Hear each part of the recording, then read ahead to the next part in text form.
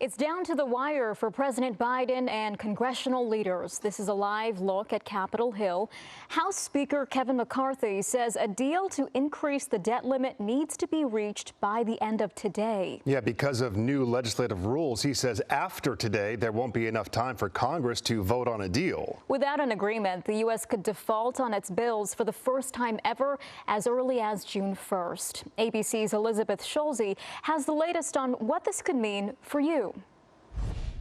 As the U.S. careens toward a potentially catastrophic default, House Speaker Kevin McCarthy is accusing the White House of moving backward in negotiations over a deal to raise the debt limit. I don't think we're going to be able to move forward until the president can get back in the country. With talks between the White House and GOP deadlocked, the timeline to raise the nation's $31 trillion borrowing limit is dangerously tight. Citing new rules, House Speaker Kevin McCarthy has said an agreement needs to be reached by the end of this weekend for it to pass through the House and Senate by June 1st.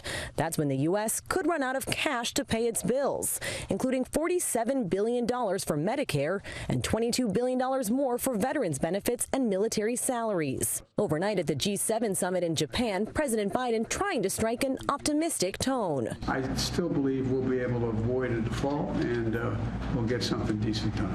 Sources say a key sticking point is federal spending. In exchange for raising the debt limit, House Republicans want to slash future spending, impose stricter work requirements for federal aid programs like food stamps, and claw back COVID relief funds. But the White House accusing Republicans of taking the economy hostage, the stalemate leaving millions of households in limbo. I've been losing sleep over it, and that's for sure. 64-year-old Susan Prail Meacham worries a default would delay her monthly Social Security check. We're being treated like numbers to be legislated or just totally figures on a page.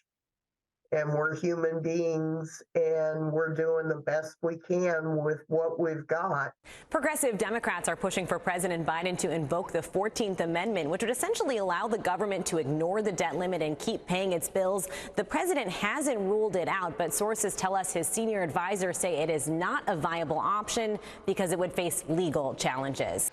Hello, I'm Mark Brown. Get more great ABC7 content by clicking the subscribe button for our YouTube channel and download the ABC7 Los Angeles streaming app on Fire TV, Android TV, Apple TV, and Roku to watch on your TV.